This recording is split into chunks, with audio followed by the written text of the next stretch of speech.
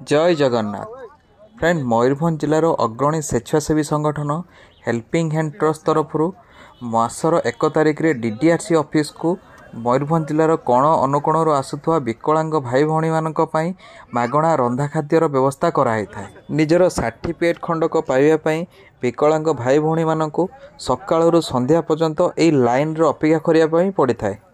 तेणु से पानीय जल एवं खाद्य टिके भारी असुविधार सम्मुखीन होता। विकलांग भाई भौणी माने सम्मुखीन होतुवा एही सब असुविधा को आखि आगे रखी मयूरभंजर हेल्पिंग हैंड ट्रस्ट तरफ पानीय जल एवं रंधा खाद्यर व्यवस्था कराउची। एही सब खाद्य को हेल्पिंग हैंड ट्रस्ट ऑफिस रे रंधा जाई ताकू बांटिबा उद्देश्य रे डीडीआरसी ऑफिस को अणा होइथाय। हेल्पिंग हैंड ट्रस्ट केवल मागणा रंधा खाद्य नुहे, गरीब लोकों को वस्त्रदान, वृक्षरोपण, रक्तदान एवं बलका खाद्य बंटन भली विभिन्न प्रकार कार्यक्रम करिथाय।